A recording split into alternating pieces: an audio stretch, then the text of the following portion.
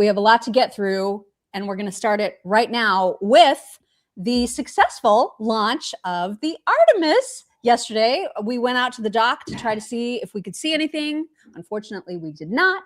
But I've been loving all of the videos from people that were in planes and able to catch video of the launch from their window seats. That was amazing. Absolutely That's amazing. Crazy. Crazy. Yeah. So those have been my favorite videos. But just for those folks who might be interested in the path and what the plan is for Artemis, I saw this cool little graphic that shows exactly what the path is. It's going to take a couple trips around Earth and then use that momentum to kind of slingshot itself around the backside of the moon and then back where it will be landing, I believe, in San Diego. Yeah, that's so remarkable. Really, it's incredible. So this is the first moon voyage in 53 years. And according to Colin Rugg, here's what we can expect next. It's a 10-day mission. The crew's going to get 5,000 miles from the moon's surface. This is actually the furthest we have ever been. The crew will sleep in 2 4-hour periods. And on the second day, Orion engines will accelerate the spacecraft to escape velocity and send them towards the moon. On days 3 to 5, the crew will fine-tune the approach to the moon. Day 6 is when the crew flies by it, and that's when they'll be 250,000 miles away from the Earth, which beats the current record by, I think, not very much. It's like 2,000 miles or something further than we've ever gone. Days 6 to 7, they'll fine-tune their approach back. And then on day 10, they will put on their proper suits, get ready for reentry, and they will reenter at 25,000 miles per hour. There will be 2 parachutes that'll slow them down to 17, and then they'll splash down off of the coast of San Diego. So that is the plan. I just find the whole thing so freaking It's cool. So fascinating. I was 1 the last time they did this. Plus, I'd like to point out, I don't know, maybe it's just me. It's a good looking crew. Yeah, it's a pretty good looking crew. Good looking. You know, diverse. Diverse if you're into that.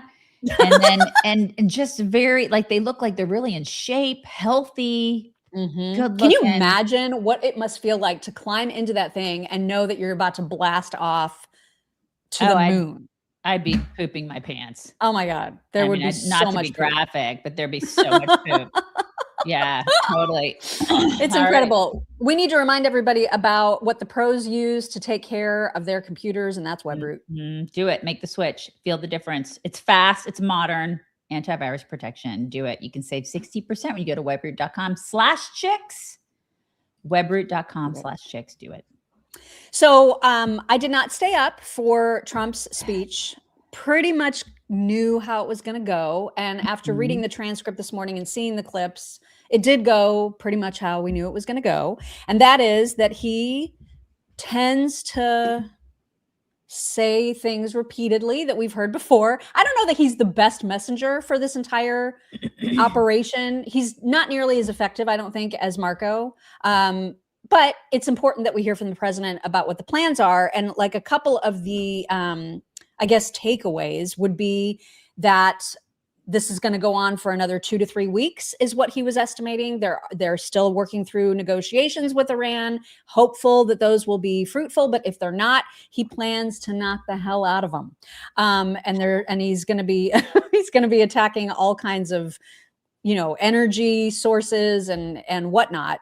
But they do expect that this is going to be another 2 to 3 weeks. And he talked specifically, I thought this was probably the most interesting clip from that speech last night, is when he talked about how other countries need to be stepping up, particularly when it comes to the Strait of Hormuz. The countries of the world that do receive oil through the Hormuz Strait must take care of that passage. They must cherish it. They must grab it and cherish it. They can do it easily.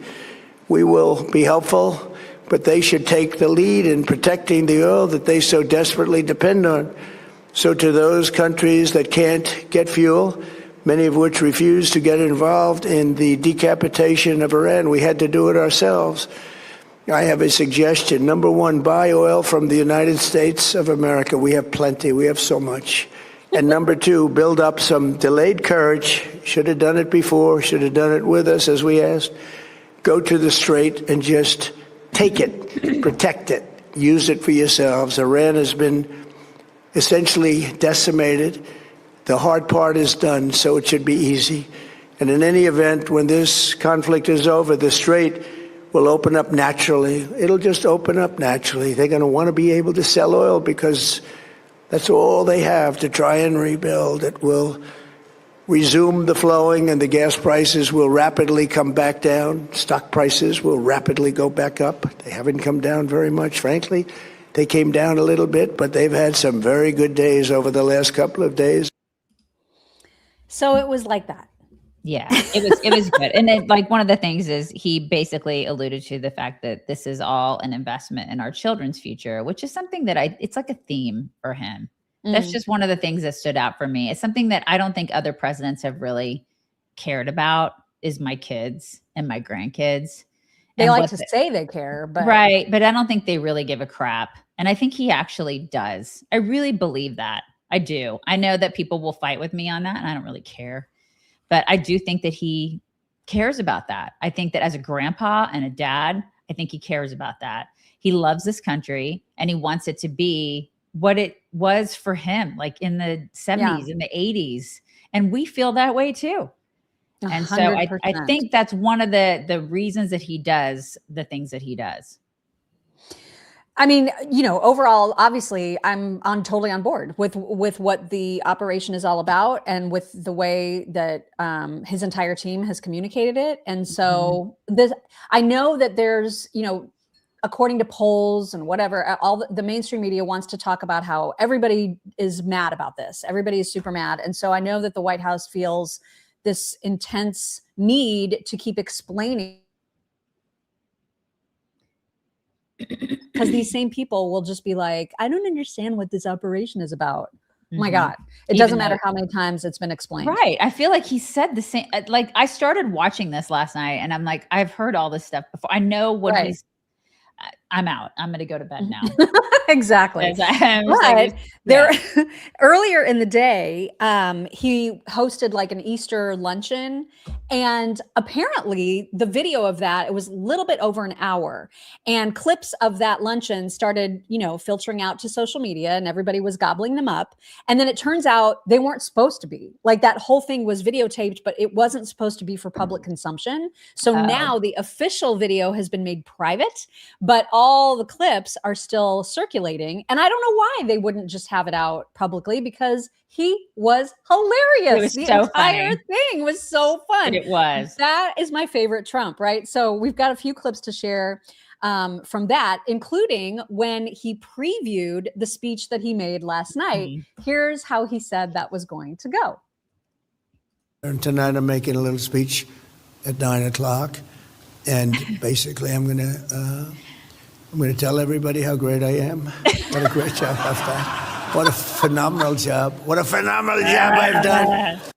My husband last night, I was like, I got to watch this thing at 8 o'clock. And he's like, well, what's he going to be talking about? I played that clip. I was like, what a phenomenal job he's doing. He was like, oh, okay. All right. Well, I'm going to go to bed. You can tell me about it later. I was like, okay. Yeah. Well, it was funny. Ron asked me if I was going to stay up for it, and I was like, absolutely not. And I said, and if you're going to stay up for it, then you're only allowed to wake me up under the following condition. If he personally names our son Jackson and says he is being called up for duty, right, you are allowed to wake me up. Beyond that, I can listen in the morning. It's fine. Don't care.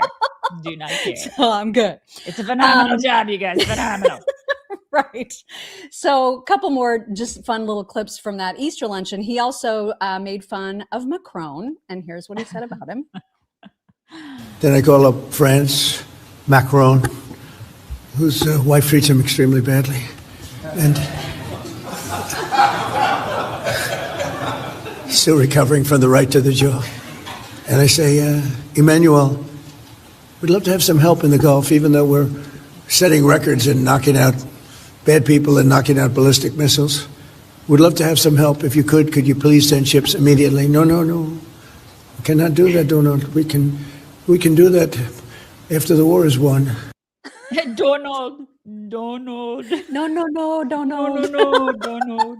I just love that. I love when he's like loose and relaxed and just like doing his thing. He's just That's my Trump. favorite. I know. It's so weird because he's got like these two different sweet spots. State of the Union Trump is freaking amazing. It's probably my favorite Trump when it's the combination of like fantastically written speeches and then the way that he plays off of them. That's your favorite Trump. That's my favorite. Second favorite Trump is this Trump when he's very relaxed, very casual, kind of sort of sticking to a script, but not really. That's my favorite Trump. The phenomenal Trump. That's my favorite Trump. But my least favorite is these sort of prepared, forced remarks where he goes off script, but only a little bit, and you can tell he's tired. That's my least favorite, and that's when I'm less likely to tune in. And that's what I felt like the speech last night was compared to the Easter luncheon, which was so much more fun. And there was another point where he was looking for JD, and he commented about JD's appearance. Here it is. Weight. The White House, including Vice President JD Vance. I think JD is JD here. Where is JD? JD. He's lost weight. He got a little thinner, and I'm looking for a heavy set gentleman, and now I find a perfect looking specimen. He's doing a great job. So great. JD's dieting. What's up with that? I know. Well, doesn't that seem like something like a presidential candidate does? True. It's just but it's a little early. It's a little early. Usually when your wife is pregnant, you gain weight. That's true. Come on, JD. What are you doing? That is true. Well, maybe he isn't a subscriber yet to Backyard Butchers. And that's why he hasn't put on more weight. I mean, not saying that it's going to make you fat because it's very lean cuts of meat that are absolutely delicious, but you want to eat a lot of it. Oh you God, it's so good, you guys. And you know us, we don't just do the stuff with any sponsor. We want to work with people, especially now we've gotten to the point where we want to work with people who are America first. These are Texas ranchers. I think they're up in Tyler. I think that's where they are, Tyler. And I am obsessed, especially with their fillets and their sirloins. Like the fillets are the best I've ever had. Absolute best. My kids, they're really into the T-bones. That's what they're into. Yeah, that's the cut that they like. So the quality of the meat, no matter what you get, is unbeatable. And I love the subscription idea because we eat a lot of meat in this house. And so I have the subscription and it's all in my freezer. It comes every single month. And then when I want to make, and you're locked in, like you're locked in at that, totally locked in at that price. Yes. At the price. Exactly, Mock. You don't have to worry about price because you lock in at that price. And then it's all in my freezer. And then when I want to make just like one fillet or a sirloin or whatever, like you can get chicken and pork too.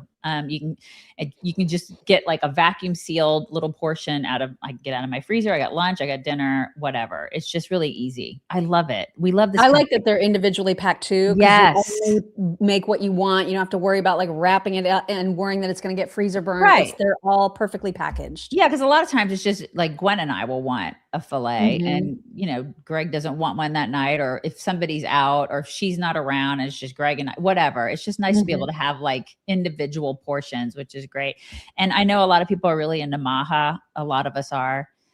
This is where you should be getting your meat because it's 98% grass-fed, 0 hormones, antibiotics, preservatives. Now, it's like what our grandparents used to eat. Great stuff, you guys. Visit backyardbutchers.com/chicks, code chicks. It auto applies for 30% off your first order. You're going to get 2 free 10-ounce ribeyes, free shipping when you subscribe. Great deal. You can lock in under like $10 a meal, and beef prices, I know they're going to be climbing, but you can lock in like Mock said. So backyardbutchers.com/chicks. Great stuff. Code chicks. All right. So back to the Easter luncheon. He also talked about this idea, this notion of him being a king, and made fun of it in just the most perfect Trumpy way. On Palm Sunday, Jesus entered Jerusalem as crowds welcomed him with praise, honoring him as king. They call me king now. Do you believe it? No king. I'm such a king, I can't get a ballroom approved. Right. Pretty amazing, right? I'm a king. If I was a king, we'd be doing a lot more. I'm doing a lot, but I could be doing a lot more if I was a king. Right. He is, you cannot get any more accurate than that. I know. I just love that. Also, there's a clip. This is AI. Obviously, you're going to know that it's AI. But there was a clip that went around yesterday that makes fun of the fact that we keep exterminating each new Iranian leader. Like as they get installed, then we're like, we're going to take that one out and take that one out. So this is a little AI clip kind of making fun of how that switcheroo is taking place. Okay, so you reopen Hormuz, everybody calms down. Deal? No. Why not? Because we are winning. Who the is this? I am the new IRGC commander. What happened to the other guy? I'm the new commander. This is the third commander in 6 seconds. Fast promotion system. This is not a regime. This is musical chairs. Oh my God. It's true. That's what it's like. That's how it's going. It is like that. Yeah. Only I would be really sad if we killed a German Shepherd. No, we're not going to do that. We're not going to do that. We're not going to do that. Probably would be the best leader Iran has ever Probably. had, honestly. Without question. Now, there was a moment, and we're going to get to this later in the show, but there was a moment that Trump noticed that Erika Kirk was in the audience, and we're going to get to that in just a little bit. But first, we need to show you how badly James Carville is freaking out about Trump right now. The man is so filled with hate. I've just never seen anything quite like it. And I think it was, a few weeks ago that we played a clip of him also freaking out saying, yeah, I have Trump derangement syndrome and I want it. I want it even harder. Like, he's so weird. You do a really good impression of him. Yeah, it's really good. Yeah. I feel like that's a little bit of an insult. I don't know. I mean, you're so pretty, but like you do a really good, good acting. Oh my God, he's so awful. So this was a couple days ago because I think he mentions that April 1st is coming up. And so he is convinced that about this time next year, Trump is going to be out of office. Oh my God. And brace yourselves. Okay. That's all I can say to get you ready for this insanity. Trump, about a year from now, you're going to look at it and you're going to see all of the exposure that you have. Your phone calls are not going to be returned. Foreign leaders don't give a shit about you because you're going to be a lame duck. You're not going to get any judicial nominees through. Forget about it. Forget about it. And then you're going to have what we refer to as a come to Jesus moment. You're going to assess where you are, even through your cloudy, stupid, fat-addled brain. You're going to figure out, I got to get the hell out of here. And you're going to cut a deal and you're going to resign. And JD is going to pardon you. You got to pardon a lot of other people, but he's a creepy, ambitious little twerp. He'll do whatever he can to get in the White House. But they can't pardon you for state crimes. They can't pardon you in the International Criminal Court. They can't pardon you for any of this. And they can't pardon you from civil. Just right now, your life as you knew it is getting ready to end. And I'm not one of these people that want you to get sick. Oh no, I want you to be fully cognizant. I want you to watch that fucking television on election night when the American people tell you how much they can't stand the sight of you. I want you to see it. And I want you to feel the pain. And then I want the congressional people to come in and tell you, sir, you don't have any support left on the Hill. They're all turning on you. And they're going to turn you in. And you're going to have a terrible, terrible existence. And it's an existence that you richly, richly deserve. So maybe what you should do is go to Disney World with Mr. Nome and Senator Graham. I don't know what to tell you, but it's over, dude. History and time has caught up with you. I don't think you're going to be president. With April Fools coming up, I don't think you're going to last past April of next year. It's just he just has never stopped being wrong. First of all, that's like he's always been wrong. I'm sorry. I have to point out this. This is hold on. I have to show this. So just Danielle, you win the internet today, Danielle. It's a little mean to Dobermans. But I'm sorry. I thought that was funny. You look like a Doberman or a wrinkly old man penis. It's accurate, but mean to Dobermans. It's pretty accurate. That is pretty accurate. I love our people. I love them. He's out of his mind. I think that's pretty clear. Yes. Okay, we're going to break away from the Easter luncheon just momentarily because there was also earlier in the day massive, important court case at the Supreme Court that Trump sat in on, as we mentioned he would yesterday, and that was this case on birthright citizenship. And Kayleigh McEnany did a really good sort of overview about how bad things are with respect to birthright citizenship and how we got here. So here she is on that. Terrorism has been an issue for a long time, but it became even worse back in 2009 when President Obama created a categorical parole program that enabled Chinese nationals to visit the Northern Mariana Islands, a U.S. Commonwealth out in the Pacific, without vetting or a tourist visa.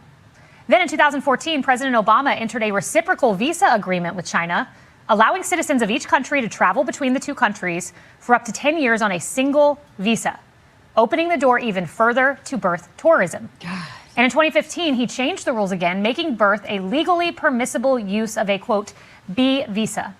Now, the U.S. currently averages 33,000 tourism births annually. And in the Northern Mariana Islands alone, the total number of birth tourists is well over 1 million. It's insane. It is insane. It's completely insane. And then they say like all these surrogate parents and like the Chinese thing is a total issue, you guys. Oh yeah. Like I saw this thing where a Chinese billionaire, 100 babies via US multiple surrogates. The babies are sent back to China. You guys, it's pouring down rain here. I'm sorry, just if you can hear that. They're sent back to China, indoctrinated by the CCP. Okay. And then they're going to come back to America when they're 18 and they're going to vote.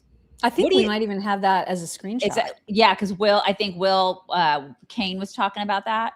And so they say that 41% of like international surrogates, surrogate parents in the United States, 41%, that's almost half, are Chinese. We're being taken over. It's an invasion. With birth tourism. Right. So, I mean, it is a really, really important case. There's a lot of doubt that it's going to go in Trump's direction, and we'll get into that in just a second. But just from a commentary perspective, the chick from Fox News, Aisha Hasni, said, I have seen birth tourism up close. It is a total abuse of the system. Think about it. Someone like me, who was not born in the US, but has lived here since I was 6 years old, will never be able to run for president. But a child born here through birth tourism, then taken back and raised in their parents' country, never growing up with our values, somehow can. American citizenship is not an insurance policy. It's not okay. These are commies that are going to come here and they're going to run for office and they're going to win. Yeah. And that's, you guys. That's the plan. That is absolutely the plan. It's the plan. It's an invasion. It's not okay. It will happen. Mark my words. It will happen. So the court case, there was obviously so many clips. It was almost impossible to choose which ones to share with you if you weren't watching yesterday. But John Sauer, who is the Solicitor General, was making the case on behalf of Trump and the White House, and specifically referring to what's going on with China. And here's a little bit of what he said about the Chinese tourism. That based on Chinese media reports, there are 500 birth tourism companies in the People's Republic of China whose what business is to bring people here to give birth and return to that nation. Having said all that, you do agree that that has no impact on the legal analysis before us? I think it's, I'd quote what Justice Scalia said in his Hamdan dissent, where their interpretation has these implications that could not possibly have been approved by the 19th century framers of this amendment. I think that shows that they've made a mess. Their interpretation has made a mess of the provision. Well, it certainly wasn't a problem in the 19th century. No, but of course, we're in a new world now, as Justice Alito pointed out, where 8 billion people are one plane ride away from having a child who's a U.S. citizen. Well, it's a new world. It's the same Constitution. It is, and as Justice Scalia said, I think in the case that Justice Alito was referring to, you've got a constitutional provision that addresses certain evils, and it should be extended to reasonably comparable evils. He said that about statutory interpretation. I think the same principle applies here, and I think we quote that in our brief. Thank you. God, it's like any chance these people can get to scam us. It's just one scam after another. I'm just, as a tax-paying citizen who follows the rules, I'm so sick of this stuff. I know. You know? It's super frustrating because, I guess for people that were sitting in on the entire case hearing yesterday, they left feeling very much like we're not going to win this. Like this is not going to go in our favor because the Supreme Court is going to look at it not from an outcome perspective. They're not going to look at how the law actually impacts the United States. They're just going to look at the law as how it is to be read and interpreted. And then they're going to rely, as they probably should, honestly, on Congress to create legislation which prevents the fraud, the abuse of the Constitution. Well, I mean, of our generosity. You know what I mean? It should be They're Congress, busy. but Congress isn't going to do it. They're busy. They're on vacation, Mock. So They are they're very at Disney World. So, but it's the whole thing is so incredibly frustrating. This is what gives me wrinkles, and this is why I use Van Man, right? Especially for the under eye. That's what I use. It gives us both wrinkles. It's true. You guys, I'm obsessed with this eye cream. Can you see it? I don't know if you can see it. Can you see it's like no other eye cream I've ever used, mainly because it's all natural and it's so emollient. Is that the word? It's so rich and emollient.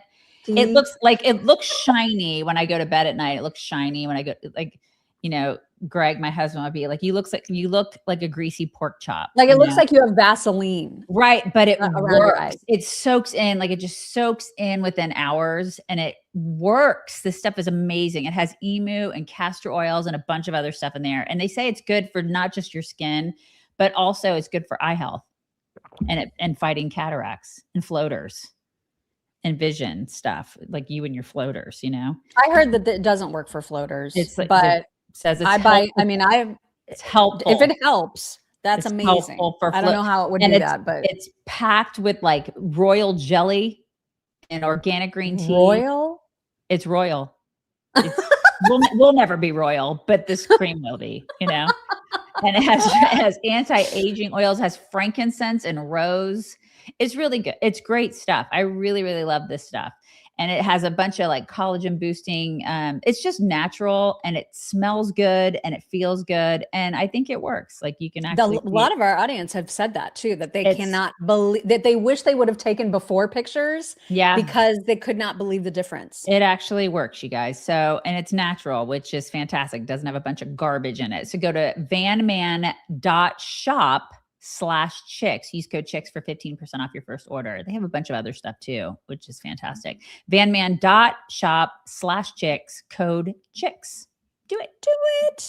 All right. So another reason that people are feeling less than optimistic about how yesterday went at SCOTUS is because there are even the justices who are conservative leaning, like Trump's appointees, and some of the old timers, they were showing doubt. They were expressing doubt over how all of this might work in practice. And one of the people that was expressing doubt and wondering about process was Amy Coney Barrett. How would it work? How would you adjudicate these cases? You're not going to know at the time of birth for some people whether they have the intent to stay or not, including U.S. citizens, by the way. I mean, what if you have someone who is living in Norway with their husband and family, but is still a U.S. citizen, comes home and has her child here and goes back?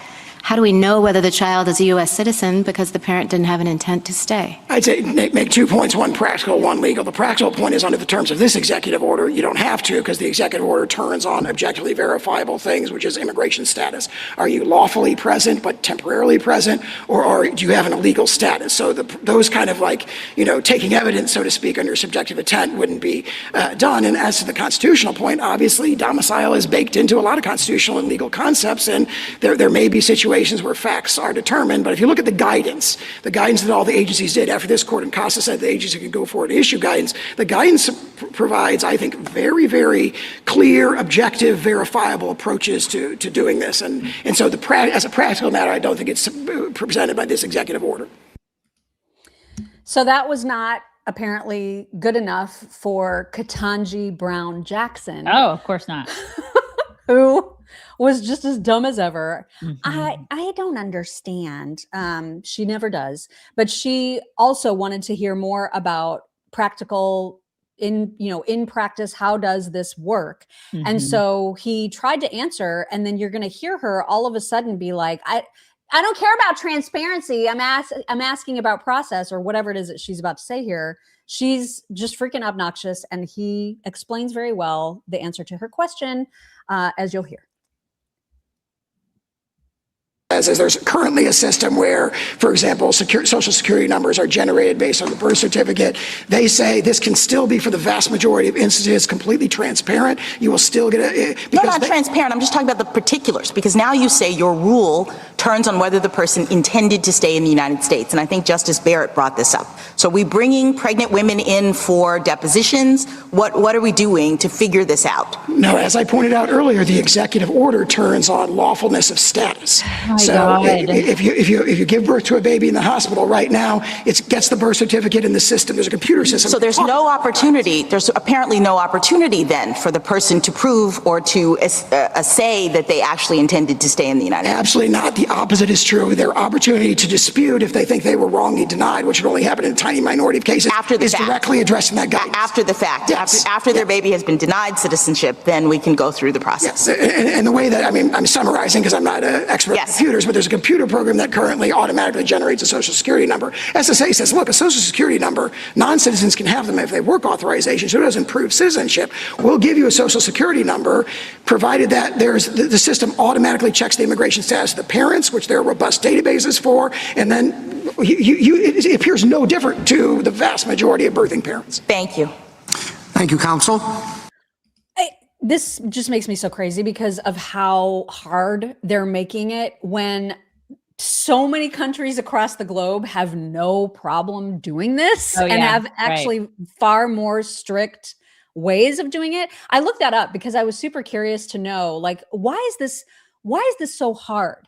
And it turns out 45 plus countries offer some form of birthright citizenship with limits, where at least one parent has to be a citizen, permanent resident, or legal resident. Parents must have lived in the country for a certain amount of time. The child must apply later, sometimes at 18, have lived there for years, or meet other conditions like school attendance, etc. And then I wanted to know, okay, like where, like especially Western countries, how does that work? And so all of Europe has shifted away in recent decades due to immigration concerns from just blanket having birthright citizenship. Yeah, surprise. So, yeah, the UK needs a parent who is a citizen. Germany needs a parent that has permanent residency and 5 years of legal residence. I mean, anyway, the point is, it's not impossible to make this work. You know what I mean? So Amy Coney Barrett and Ketanji Brown Jackson acting like, well, how are you going to have depose every pregnant mom? Stop making this hard. You know what I mean? Just stop it. I think Asia doesn't have it, do they? I don't think Asia. I think the next screenshot. I'm pretty sure they ended it. Don't they? They don't have it. Yeah. So China, Japan, India, South Korea, there is no automatic citizenship by birth unless parents are citizens. Right. Or there's very, very narrow exceptions. Right. And Australia and New Zealand, it's got to be one parent at least who is a citizen or permanent resident, or the child lives there for 10 years. So why is this so freaking hard for us? What is it about the United States? For so many things across the board, we're like, come on in, it's fine. Like, take advantage of us. Like, it's listen, everybody, destroy us from within. It's fine. We're the United States. We're those guys you can take advantage of and like totally come over here and bend over our taxpayers. It's fine. I mean, I don't understand why we are those people all the time. Why? Why do we have to do this? Why can't we just have rules? It's like we have become the doormat that says welcome on it of the world, and at the taxpayer's expense, and at the citizens' demise, at the country's demise. Like the American citizen, the ones who follow the rules, we're the ones who get screwed. We get screwed. Yeah. We get totally screwed. I'm tired of it, you guys. I know, it's infuriating. There was a very interesting tweet that came out of a Democratic representative from Nevada. Her name is Susie Lee. She posted and then quickly deleted this when she heard that Trump was going to be sitting in on the Supreme Court session. She tweeted and then deleted, and I apologize, hide your kids, hide your wives. But she said, So fucking fucked up. I'll pray they fuck him to his face. Sorry, I say fuck a lot these days. What? So that's way to elevate the discourse, lady. Right? I was like, what is wrong with you? Are you okay? Like, she's not okay. She's not okay. Clearly not okay. That is freaking crazy. We do have some great analysis from several different people about this. And Phil, we've got a few screenshots that we're just going to let run together. By the way, Phil is Philharmonic today. He's Philharmonic, you guys. His name. Really great. Really great. So Paula Scanlon said, my uncle came to America at 2 years old, served as a captain in the Air Force, doesn't speak a word of Chinese, and he can never be president. A baby born to CCP officials in an LA birthing hotel who flies home 3 weeks later and grows up in Shanghai, legally more American than my uncle. This is absurd. This makes no sense. I'm sorry, but there's workarounds. There have got to be workarounds. We have to have some standards and some rules in this country. Yep. Can we maybe do that, legislators? Here's another, this one from Megyn Basham, who said, I don't know what the Supreme Court will decide on the question of birthright citizenship, but I know this. If the courts continue to enforce practices that increase chaos, destruction, and division within the United States, like allowing 1.5 million Chinese nationals to vote because they happen to be born in an American hospital, people will very soon stop respecting the courts. And then things will really get dangerous. It's not even disrespecting the courts. I mean, that's just one element of it. But these people, these Chinese nationals, will get into office. Right. And between them and Islam, we're effed, you guys. Yep. Michael Sleestak said, if a foreign diplomat gives birth in New York, the child is not a U.S. citizen. But if the diplomat illegally sneaks into the country and then gives birth, bingo, U.S. citizenship. That is how dumb our current interpretation of the 14th Amendment is. It is dumb. This is crazy. Yeah. This is absolutely crazy. Completely retarded.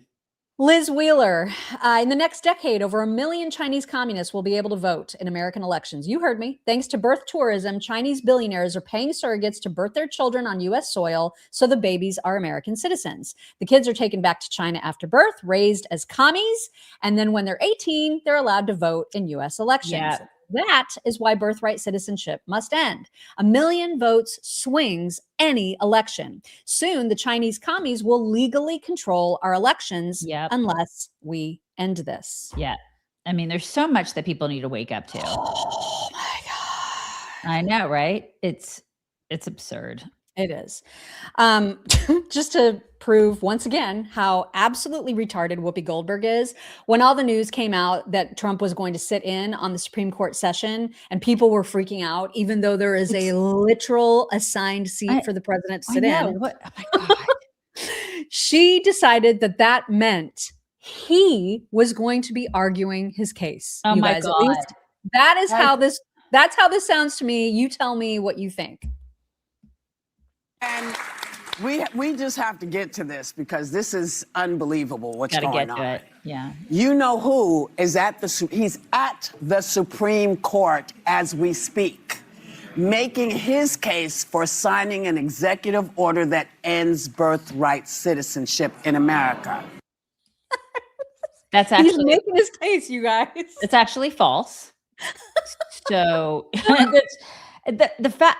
I'm surprised that the guy behind the scenes, because, you know, they constantly are having to correct these total hags now because of legality and whatnot. There's like that producer behind the scenes like, Whoopi, no, that's actually not correct. It's actually wrong. You're a liar. Yeah, I'm surprised he didn't step in. Because that was a lie. I mean, I shouldn't expect Sunny to step in, even as a lawyer, but she's not going to. She probably thinks the same thing. God, Notre Dame needs to get their degree back from her.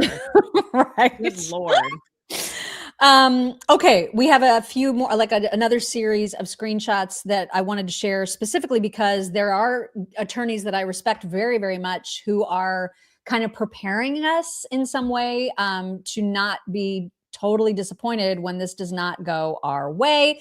The first of those being Kurt Schlichter. And Kurt, you can read what he said in this tweet. You guys understand we're going to lose the birthright citizenship case, right?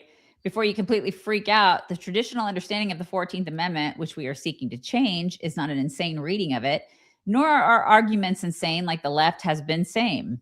That's baloney to just shut us up. Neither side is frivolous. It's a tough call legally and objectively speaking, but when we lose it, and I think we will, don't freak out that this is some sort of conspiracy. It's a hard legal decision. Sadly, we have 3 judges who aren't even going to try to examine the question, will always vote for what leftists want, but the rest of the court has to make a tough legal call. I think our reading is the correct one. For various reasons, I think they're going to rule against us. Don't freak out when they do. It's not an utterly irrational ruling like so many of the district court opinions we've seen.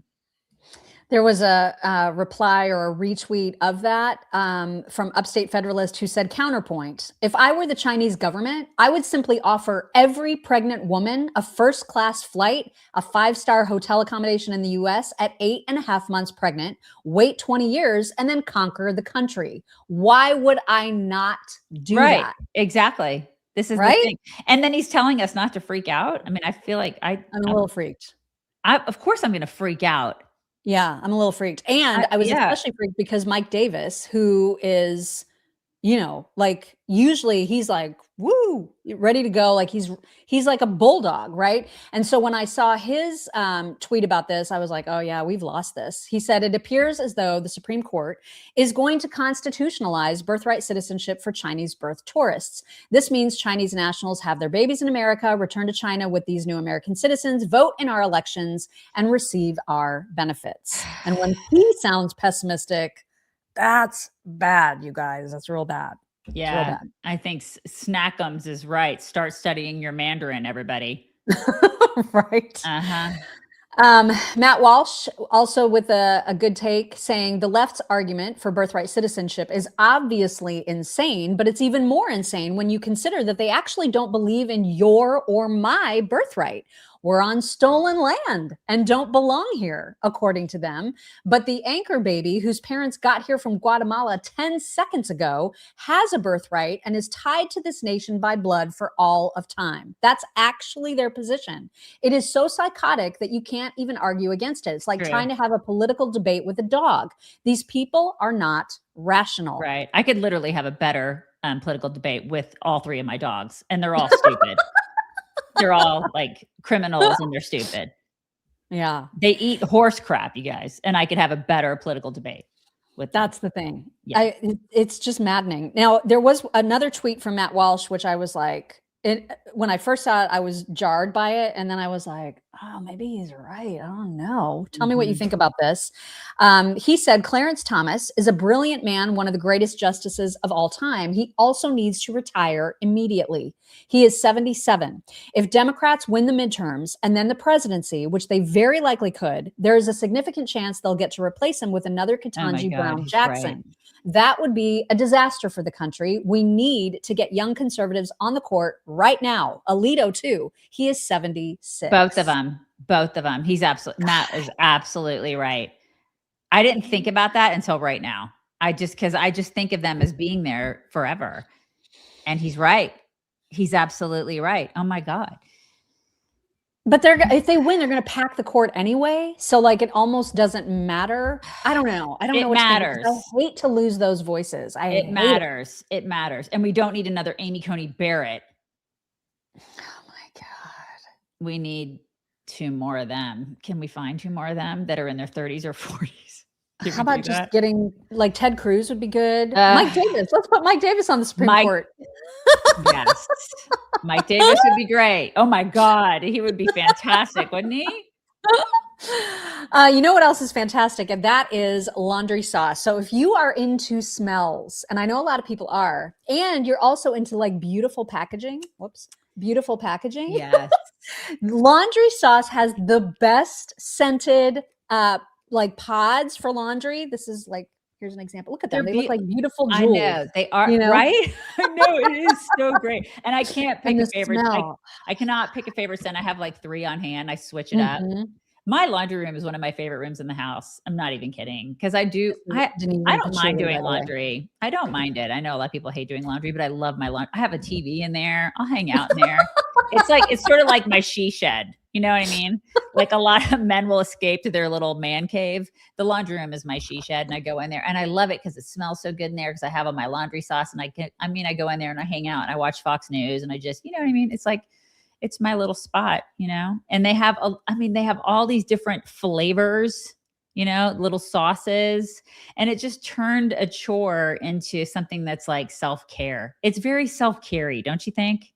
It feels indulgent, like to even Right. get your laundry out of the dryer and just take a big whiff. And then when you fold it and put it away, Oh my like God. other clothes in your closet start to get that scent. I mean, it's the best smelling It really laundry soap is. ever. They've got like fabric conditioner, they have scent boosters, they have dryer sheets, they have fabric freshener spray.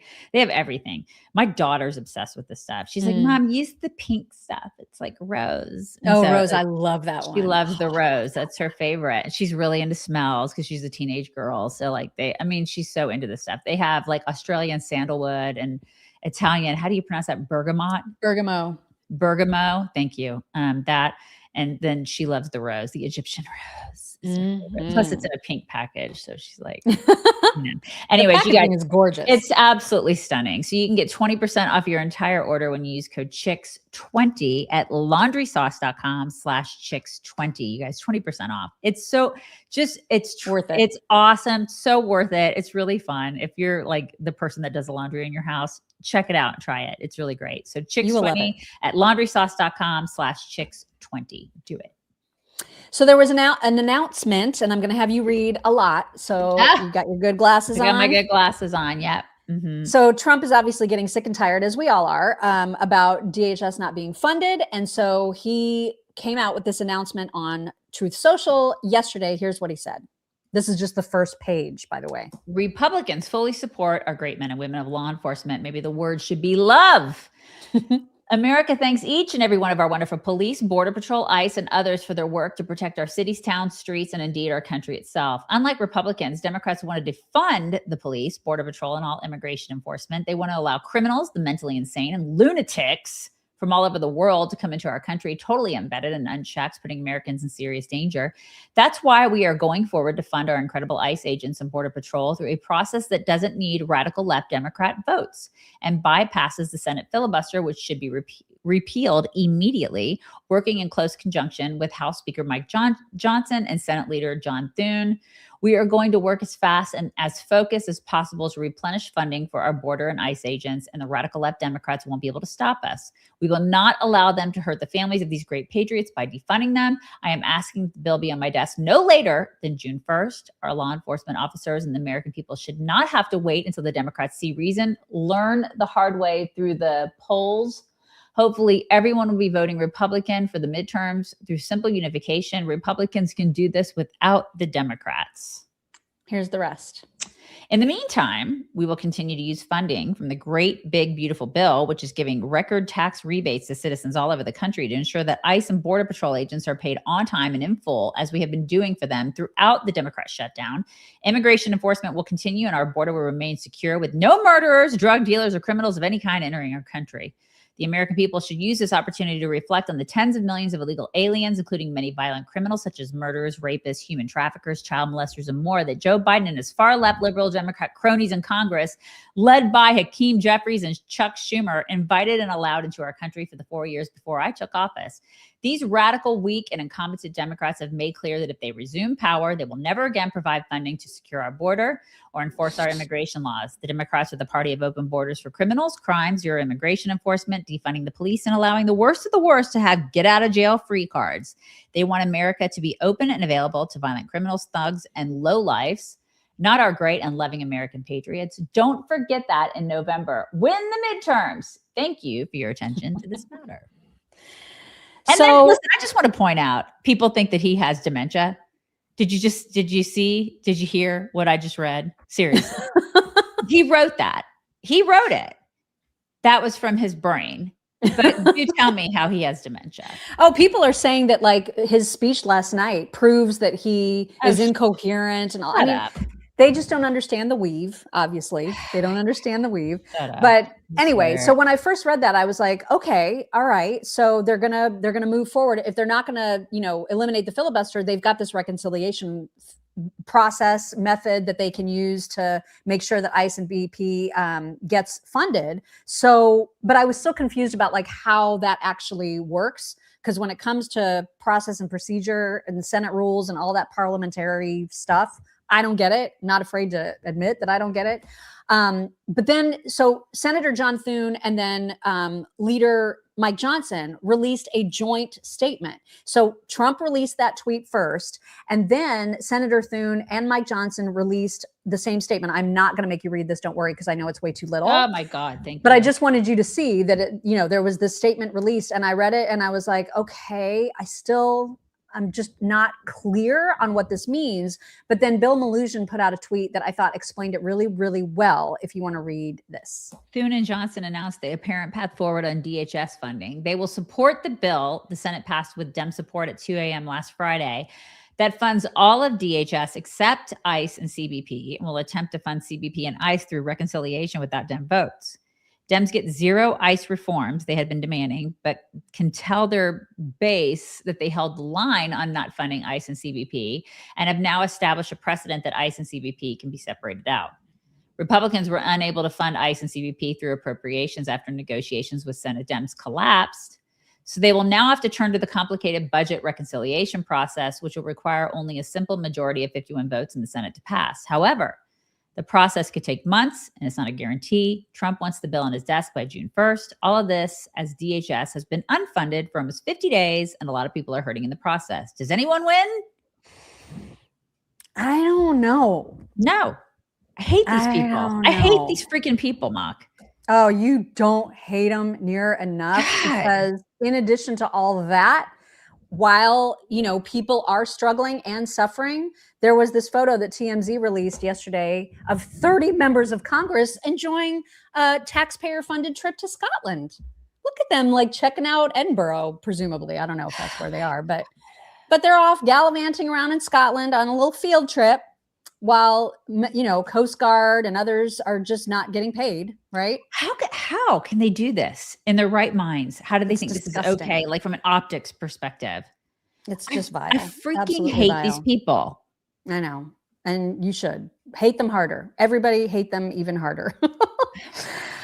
There was a scoop from the New York Times yesterday, and because it's the New York Times, I have no way of knowing if this is true or not. You can never tell with the New York Times, but I thought it was interesting enough that we needed to mention it. And that is that they say President Trump has discussed firing Pam Bondi in recent days as he grows frustrated with her leadership at DOJ. He has floated the idea of replacing her with Lee Zeldin. Very interesting. I mean, I wouldn't be upset about it, but listen, these women, they're making women look bad. Yeah. Because it's Kristi Noem, and then if it's her next, I mean, come on.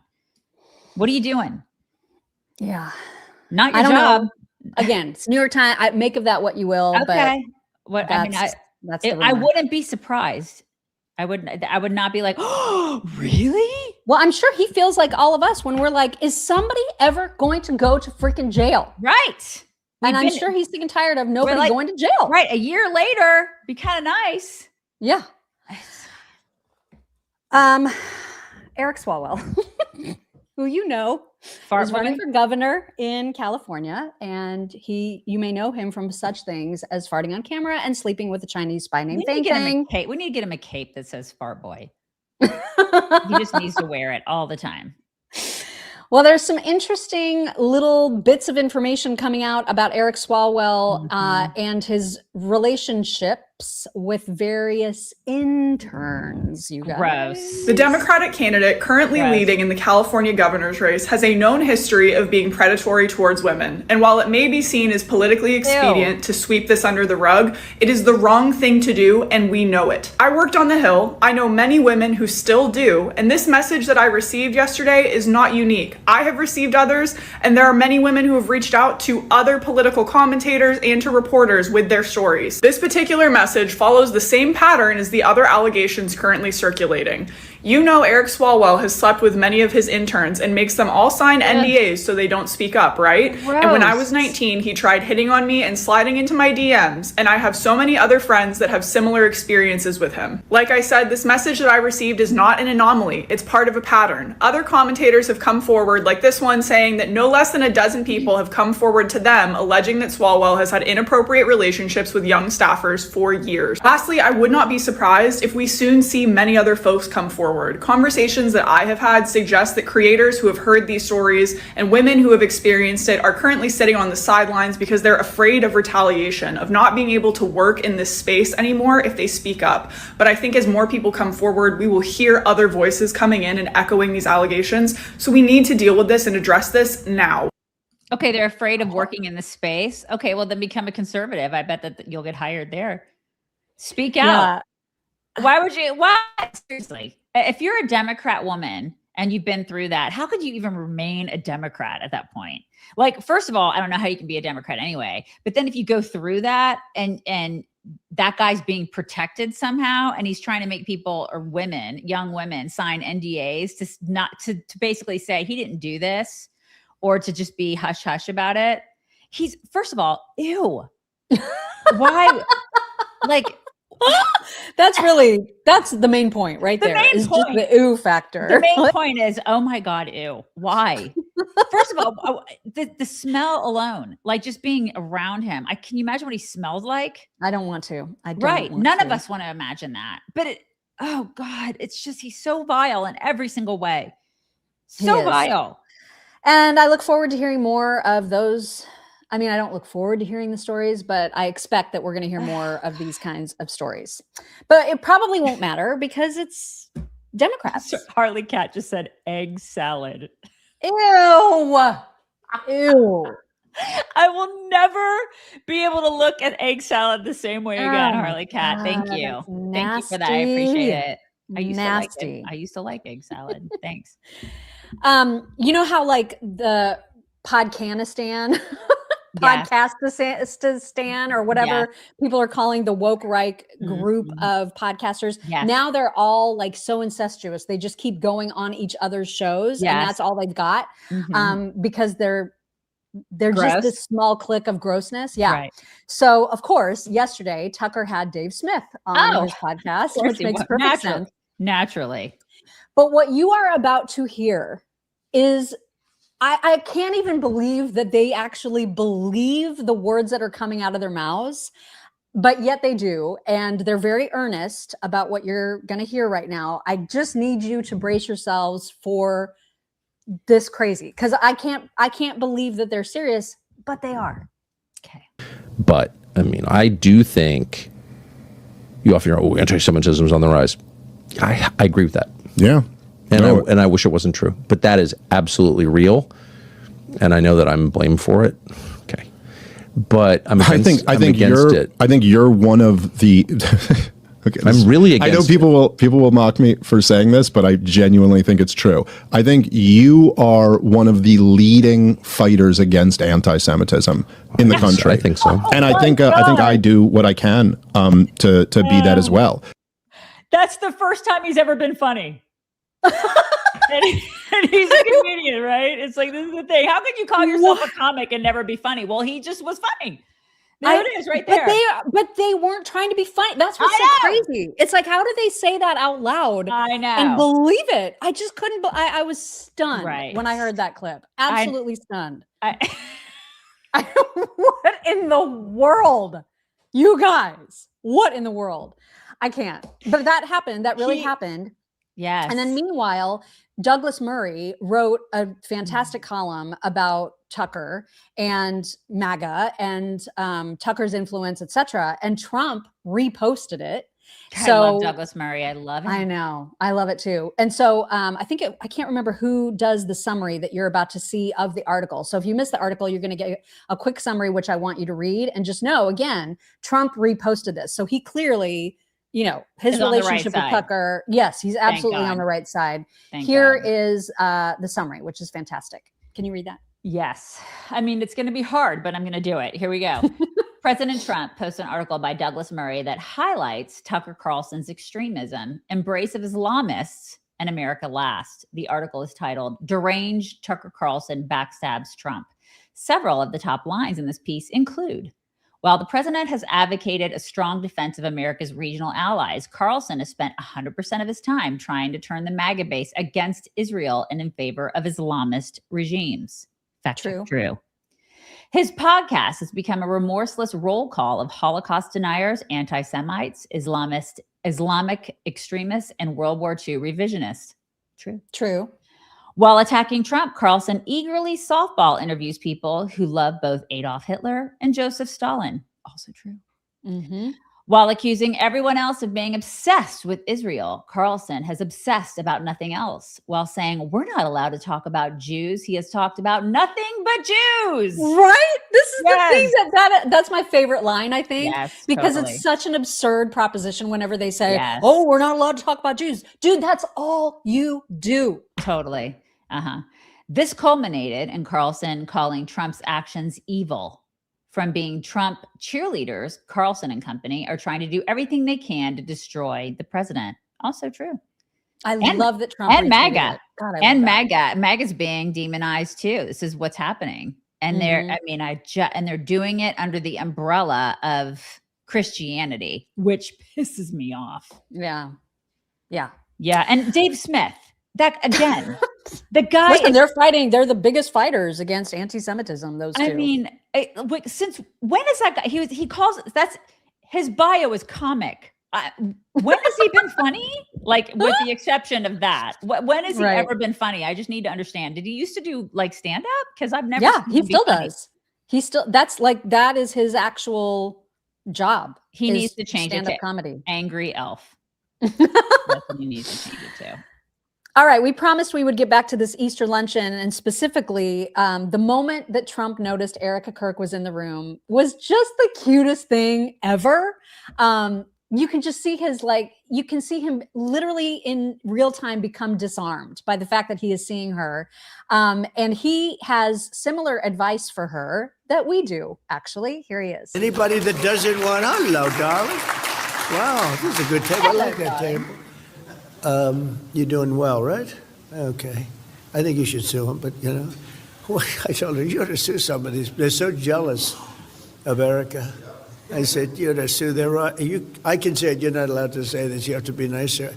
Sue their ass off. I love that. God, I agree. Love it. 100%. I know we've got an interview coming out this Saturday with one of her best friends. Mm-hmm. And we asked about that. We did. And, we won't give it away. We won't give it away. But I just feel like, we're just too nice on our side. We're way too nice. I'm just not that nice. I wouldn't have been nice. Yeah. And they're just better than I am. All of them are better than I am. But man, I would be swinging. Oh my gosh. I know. I would be swinging with rage. The rage I have on behalf of her and on behalf of TPUSA totally cannot be overstated. He also talked about Charlie, and again, was really, really sweet to her in that moment. Here it is. Many, many years, and much of it has to do with a very good friend of mine, a person that he loves so much is sitting right here. Charlie Kirk loved that woman right there. And he was so great, He was so great. I have people turn on me a lot. You do too. We all have people that turn. I think a really big turn would be Erika. If Erika said, I'm not with Trump anymore. That would be a big turn, but I don't expect it. Turning point, but I don't expect it. I love that whole group. And the kids are good, right? Are they? Yeah. God bless him. I know. They have such affection for each other. And so naturally, Candace lost her mind over that. She can't stand it because I think she is jealous and it makes her crazy. And so what does she do? She mocks all of it, as you'll see from this excerpt from her show last night about that very moment. Special shout out goes to President Donald Trump, who today had their little Easter celebration. Erika Kirk was in attendance, and he told her He should sue people that are making fun of her because they're jealous of her. It's like how far they fall, how far they fall. He's like fully Jewish now, I think, like he's just like, it's all of the Israelis, sue if your feelings are hurt, sue. That's like, I think Ben Shapiro to that show. She should sue her. What a way to honor Holy Week. Sue them. Everybody's just jealous of you. It's like, there's something that's just so middle school about this. It's no, we want to know who killed Charlie Kirk. So could you park aside the lawyers and get information for us, Trump? No, you can't do that, can you? God, she's awful. What a way to honor Holy Week, right? Right. It's so much gaslighting. It's so much gaslighting. Wonder what she's going to be talking about this week during the week of, seriously, during Holy Week. What is she going to be talking? I think we all know what she's going to be talking about, what she's going to be doing. She's going to be bullying somebody. She's going to be evil. She's talking about, this is so middle school. Bitch, you did an entire series about where Erika went to like daycare. Okay. Right. You sit down. Yeah. I'm telling you, just wait. Just wait. I know it's hard, but it's like, is it ever? Ever? Yeah. So there was another very interesting thing that happened on Twitter between her and Blake Neff. Blake from Turning Point USA, every now and then he reaches a limit. You know what I mean? Like he feels the rage and he responds with rage. And I freaking love it too. Yeah. I really like his responses to her. Yeah. And so there was a really, really, really, really good one last night. The reason Erika. And to set this up, you're going to hear video of him talking about how it was clear to everyone, including him and the people closest to Charlie, that if something were to ever happen to Charlie, Charlie made it very, very clear that Erika was the right person to take over. And so here he is explaining that. Because front and center at Turning Point is because when Charlie was alive, people repeatedly asked, Charlie, we're worried something will happen to him. People always speculated that something could happen to Charlie. And when he was asked, he would first of all, he was totally fearless. He would just say like, oh, it'll be fine. Erika will take over for me. That is what he said over and over. I saw them interact all the time, almost on a daily basis. Even when he was traveling, he was calling her all the time. He was talking to her all the time. Charlie and Erika were partners. They were husband and wife in a deep way. Their marriage was incredibly admirable. I've seen a lot of marriages. Some of them are good, some of them are bad. Charlie and Erika's was exceptional. They were on the same wavelength. I saw how much that relationship, I didn't know Erika as well prior to Charlie's death, but especially in the wake of it, I saw how much everything he'd done meant to her and how completely committed she was to fulfilling his mission, what he had done in life, that she knew the life I thought I was going to live has changed very abruptly, but I am fearlessly going to embrace the new one because I know it's what I have to do for my husband and for his legacy. That is the reason she was put front and center. And she hasn't really. She's become the CEO of the organization because that is what Charlie wanted, and it's because I saw it with all the people who were senior at Turning Point. There wasn't even a question that is what would happen. There was no one forcing this. There was no one pressuring it to happen. This is what everyone at Turning Point wanted to happen. Yeah, and I'm sure it eats away at Candace that she has an arranged marriage with a gay baron. I'm sure every day you can see it. You can see it eating away at her, that she will never have what Charlie and Erika had. She'll never have it. God bless her. Yeah, it sucks for her. Well, she's now obsessed with Turning Point releasing video of Charlie saying that he wanted, if something should ever happen to him, that Erika was to replace him. And we've heard the audio because they've used it at previous events. We've heard the audio, and now she's demanding that video of it be released because I guess she's convinced herself that it's AI and it's not true because it's her newest conspiracy. So when Blake posted that clip that you just saw, she responded to it and she said, "Love this. Can you please release the video you shot in Aspen of him naming her as his successor a couple of weeks before he died? Just feel like that would go a long way." Please read his delicious response. Candace, we haven't bothered playing it because we know psychopathic predators like yourself do not care what is true or false, and normal evidentiary logic has no effect on you. You're the kind of person who sees coded messages and the number 33, but then ignores evidence like DNA on a rifle or Tyler Robinson's own family members turning him in. Playing the audio at AmFest already wasn't enough. You'll obviously just say it's AI or a hologram or an Israeli actor or something. So what's the point? We gave up the possibility of of any good faith conversation with you months ago. It's like trying to reason with a maniac, brandishing a knife and screaming at people on the subway. You're the same thing. Yeah. That did not go over well, as you can imagine. And it's true. He's 100% correct. 100% right. 100% She's a right. maniac. But that just proved her point and proved his point. Like, her point is that they're lying, they're covering up something. His point is, no matter what we say, you're going to twist it, you're going to repurpose it, you're not going to believe it. So what is the point? And so you're constantly going to keep demanding demands. Like, you're just going to keep putting out. Like, you don't get to do that. When does she get into the position where she gets to scream demands at everybody? Who made her God? You know? It's the narcissism on full display. Right. So she said, please just say April Fool's, bro. This is so stupid that it hurts, but you have a few hours left to claim it was a joke. And then she went on, and that was her initial response. And then she retweeted it saying, Turning Point is now claiming that they made the decision to strip only the audio of Charlie saying, I want Erika to take over my company if something happens to me, and declined to release the associated video footage because of, quote, psychopathic predators. Are we buying this? The answer to that is yes, we are buying it. Because you don't deserve to just get whatever you ask for whenever you ask for it. You have. Like, who the hell do you think you are? My God. Can you imagine being married to this bitch? I cannot. I would. My God. Oh my God. I cannot imagine at all. Megyn Kelly, in case you thought that there was hope for her. I mean, I guess she denounces Candace a little. Really? I mean, the tiniest bit. I mean, you're so kind, Mock. She continues to say, this is all fair game. Here's what she said yesterday. In advance of the murder, from the beginning, I've been open to other questions about whether that's true, whether that's right. The police have the right guy. I believe they do. And also whether anybody else might have played a role in it somehow. Okay. And I think that piece of it, Candace Owens has been asking that question, and she's taking a hard look at the investigation, putting aside the stuff with Erika. I've told you a million times how I feel about that. I don't agree with her on Erika Kirk. Have you? A million times? We'll all be better off if Candace used her considerable investigative skills to focus on other things. But her questions about this investigation are fair game.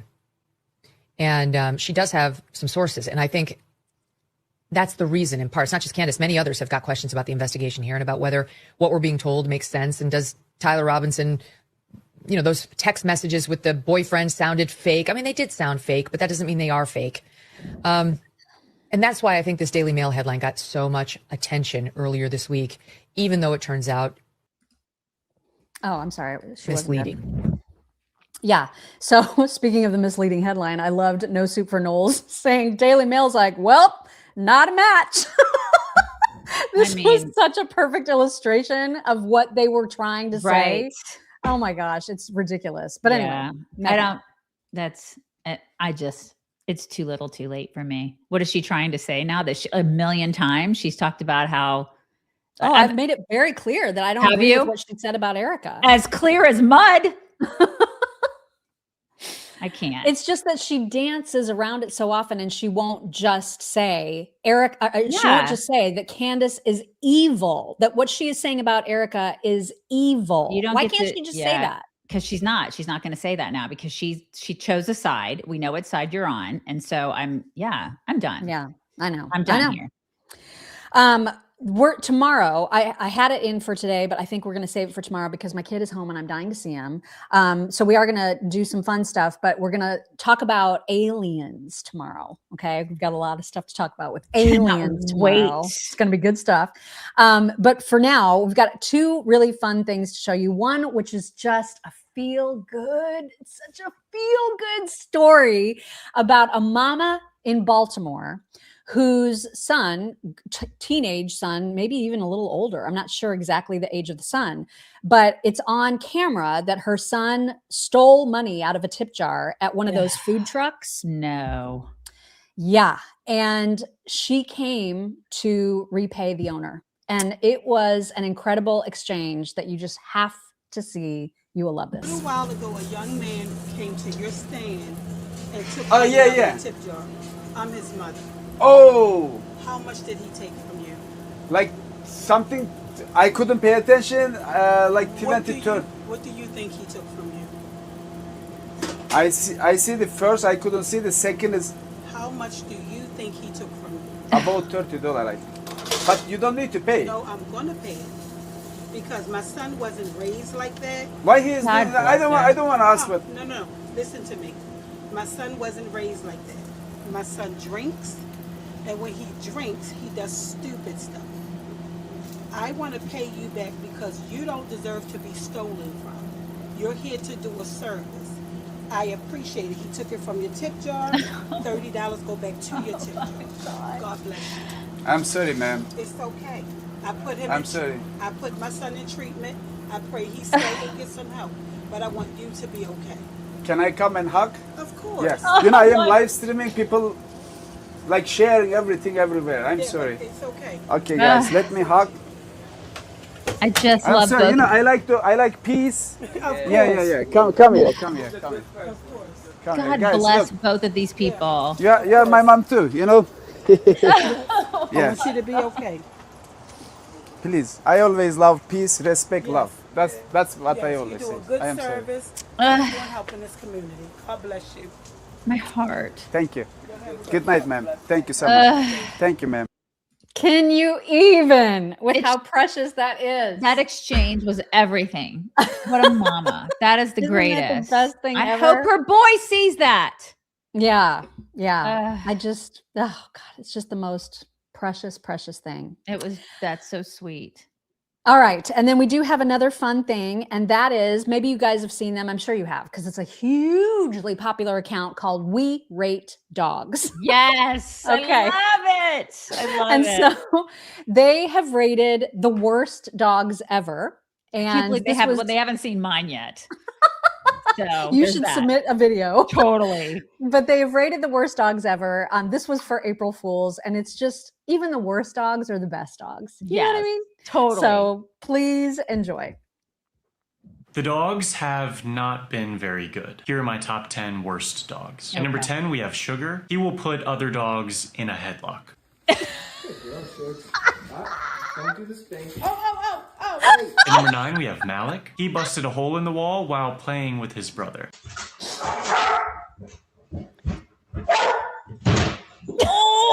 Oh my God. Yes. He's like, look what I At number 8, we have Pixie. She will put a treat down and wait for one of her sisters to try and take it so she can bite them. Yeah. Right. She's like, look, see it? You guys see it? Try to get it. Bitch. Look, try to take it. I'll Just even move try. it a little closer to you. At number 7, we have Kanai. She locked. He did not care. At number 6, we have Stevie. The jury is still out on whether dogs can feel guilt, but if they can, Stevie is. Oh my God. Oh. Yeah. Stevie. Look at that face. Oh my God, I would love it. I would love that face. At number 5, we have Lexi. She chewed up her human's passport just 18 hours before she was set to depart on an international vacation. At number 4, we have this husky who is somehow on the roof. Why on the roof? I just got home. Why is she on the roof? Why? Oh my God. Just why? Very cinematic, actually. At number 3, we have Goose. He will only shake water off of him if it splashes this one guy. I love this. Go.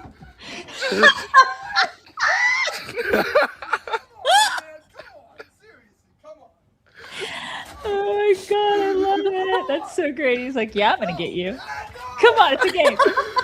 At number 2, we have Colton. He chewed through a lithium-ion battery pack and started a fire. We've seen this happen before, but for Colton, it is extra embarrassing because his dad is a firefighter. Our number 1 worst dog is an unnamed Newfoundland featured in the New York Times in 1908 for pushing children into the River Seine over and over again to win steak. One day he heard a child cry out from the river, so he leapt in and pulled them to safety. He was rewarded with a beefsteak. Just 2 days later, another child fell into the same river and was rescued by the same dog. The article states that hardly a day went by without a child being rescued. The truth soon came out when a neighborhood watch was organized. Whenever the dog saw a child playing on the edge of the river, he would promptly knock them in, rescue them, and wait for his steak. If you made it this far, April Fools. I'm sure all these dogs are very good, and I'm just missing context. I love it. That's so great. Isn't that the cutest? I love that Dogs, so you much. guys. Love it. So great. All right, we've got a couple reviews from the Apple Podcast platform, which we so appreciate when We you guys do. go there and like Yes. put the stars and say the things. And so we're trudging through them. We're going to get through them all. Please keep adding them. If you haven't yet, we would appreciate it. Here's the first one. Okay. It is Very quick. from Fancy Girl. I love the show. Thank you, In fact, I think I have 3 today, but just because this one was No, so it was short. Okay, here we go. All right. From Red Dog, I'm assuming 56. Chicks. I love listening to you as I drive down the road. Don't make your live in the morning. I'm a night owl. Believe me, it's tough some mornings. It's really very tough. early. It's tough for us too. Sorry about that. Mhm. Yes. Here's the next. Chelso673, thank you, longtime listener. And if you could believe it, a millennial. There are a few good ones out there, I promise. I believe it. I have some. Thank you for keeping it real. I may not like to hear it every once in a while, but it's a needed slap of reality. I appreciate your voice and speaking for the Mormons out there. Well, thank you for joining us, Chels. Appreciate it. Appreciate Yes. you. Simone Heyman said, ladies, I just adore you two. Thank you for covering the news with such levity and joy. Sometimes as a Jewish conservative American, I get very hopeless, but you two really bring me back into joy.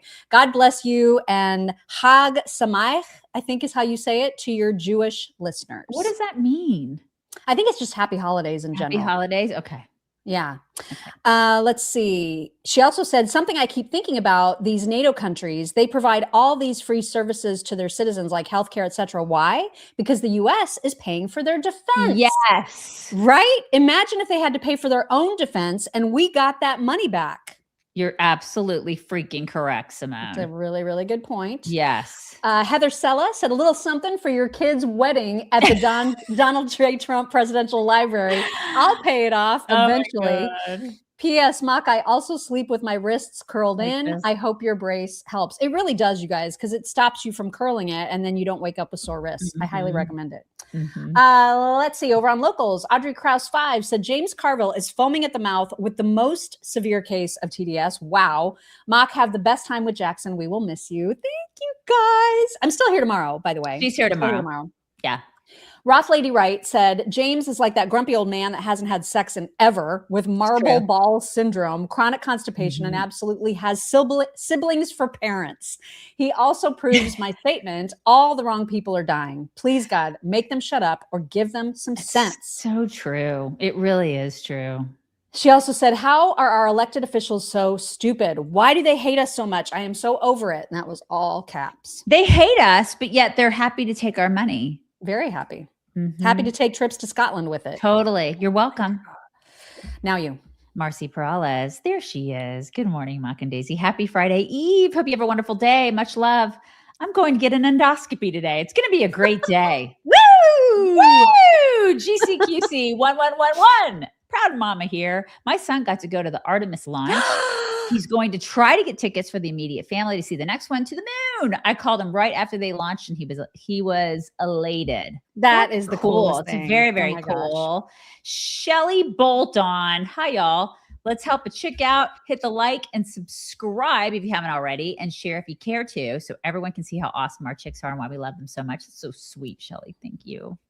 Layla's Life 8388. My baby girl, one and only, is 15. I want to wish my Layla girl a very happy birthday. She's a conservative, God-loving, let's see. I think that's basketball and tennis. Oh yeah, I think so. Maybe. Loving, I'm so bad classic at music, emojis. loving, independent young woman with big dreams and an even bigger heart. I feel like our girls would be BFFs, Layla. Like they're not even 1 year apart. Well, they are 1 year apart. They are 1 year apart, but they would be thick as thieves. They sound very similar. Karen Ciracione, I think I have that right. I always say Cirincione. I have no idea if I'm right. Cirincione, I think you're right. Told you that my buddy Reed is a cutie. Which one's Reed? Reed? Which one's Reed? My buddy Reed is a cutie. Reed. Who's Reed? Because I mean, if we want to see a cutie, we should probably, I'd like seeing. Yeah, I would like to see a cutie. Right. I don't remember who that Shelley is. Irwin. Happy 35th birthday to my oldest son, Dustin. He was almost an April Fool's baby, but he was stubborn and waited until the next day to arrive. Which is good. I hate April Fool's Day. I hate it. Yeah. I April absolutely hate it. Right. Hallie Jean. Happy birthday to my spunky, beautiful Aunt Pam. Pam Selvage watches daily and endures the crazy leadership here in California with us. Hard to move a family farm, y'all. Big hugs to you, Auntie. That's cool that there's a family farm there in California. I bet it's beautiful. Marcy Perales. Carville is an antiquated, uneducated ass. It's a very good description, indeed. Supernova. I want to send Carville, De Niro, and Rosie to space. Yes. And just have them stay there indefinitely. Sandy Stokes, 7549. Our grandson, Rutledge, what a cool name, successfully completed boot camp, advanced infantry training, and jump school. He was granted leave and will be home for Easter. Oh, God that's bless awesome. him. I love that. G White 053. I'm so happy that I only see the idiots on here. What? I don't know what that means. That I only see the idiots on here? Like this is the only place that you see them? I don't know. I'm not sure what that means. Charles Hooper, the Chinese also purchased land around our military bases throughout the country. They're playing the long game and we'll lose in the end. And we will lose in the end because we can't think with common sense. It's scary. Totally. Yeah. Totally. I know. It's like them and the Islamic people together, like 20 years. Oh, God, you guys. I know. I worry about my kids and my grandkids. Robin Dye, Holy Thursday blessings, chicks. He is risen. Indeed. He has risen indeed, Robin. Thank you for that reminder of Holy Week. Paula Johnson, 1498. Love you, chicks. But my husband is an eye doctor and said no cream will help with floaters. Okay. All right. Yeah, I don't know that it can help with floaters, but I know it helps with all the other stuff. Right. Just thought you should know that. Can't wait to see you again. Listen, I'll be hopeful with anything. Lady Shenandoah, what about the Honorable Ron DeSantis for SCOTUS? Nice choice. I like that. I like that very much. I'll allow it. I'll allow it as well. Supernova. My guess is Swalwell smells like sauerkraut and crap. God. Yeah. Guys, please stop thinking of the smells. Disgusting. Please stop. I saw a great line about Candace Owens in a super chat yesterday. Candace is a regard. Do I need to correct the spelling? Just take my dictionary money. She's a retard. Yeah, she's a total retard. We can say that here. Charles Hooper. Candace is so upset Trump won't say her name, but called Tucker and Megyn by name. He knows what he's doing by not saying her name, and it's killing her. It probably. I think she is seething with envy. Totally seething. Aranerm. Candace Owens calls Erika evil. Megyn says asking questions is fair game. What the actual, Megyn? When do you move to Qatar with Tucker, Al-Abbas bin Mohammed? Exactly. She's probably building a house there too. Charles Hooper, I'm sorry. Mock, you will be missed, but excited to get Jason back. I laughed so hard the week he was on. Where can I find him? He's at WIBC in Indianapolis. Hammer and Nigel. Hammer and Nigel is the name of the show, and that's where you can find them on X and YouTube and everywhere else. We said that every single day. He said, and where you can find him. So always tune in to the very end, because we'll definitely say that every single day when he's here too. But yeah, he was like our frat brother there at WIBC. Buddha Cha. Happy birthday to my hubby, Steve. He is the best. We have been together for 35 years, and I know he likes the chicks too. Well, thank you, Buddha Cha. And then Karen Cirincione. Did I say that right, Mock? I think so. I don't know. I genuinely don't know. like the way you say it. Reed is the commander on Artemis 2. Oh, that. Reed. He's hot then. Yeah. Hot dude. There's I don't know if he's the black dude or there's like a black dude and a white dude that were together. Both of them. I mean, it's a good looking crew. It's a good looking crew. Yeah, really good looking, you guys. All right, we're bringing it in. Wish me luck on there's another one. Oh, Layla's Life. Oh, wait, I don't see. Oh, I do see it. I'm sorry. Layla's Life. It was softball, not tennis, but she was all smiles with your message. Thanks, chicks. Love you both. Well, we hope she has a happy birthday. 15. Yes. And then there's also one on Venmo. Nancy Cates said, my head literally exploded when I heard the clip of Candace say the president is full on Jewish for suggesting Erika sue. The anti-Semitism is so clear. Right? More need to call her BS out. As a Jew, this is beyond infuriating. I know. It's just incredible. But listen, don't worry, because Tucker is fighting really hard against anti-Semitism. Right. So is Dave Smith. Fighting so hard that they completely ignored that comment. I mean, you guys, it's out of control. Completely out of control. Okay, we're bringing it in. Okay, you guys. You have a wonderful Thursday. We'll talk to you tomorrow. Bye. Hey, everybody. Hello, beautiful people. This is the Chicks on the Right's Indian correspondent. Thank you for watching or listening. Be very sure to like, subscribe, and ring the bell to stay up to date on all of their delicious content. Okay, thank you. Come again. Okay, thank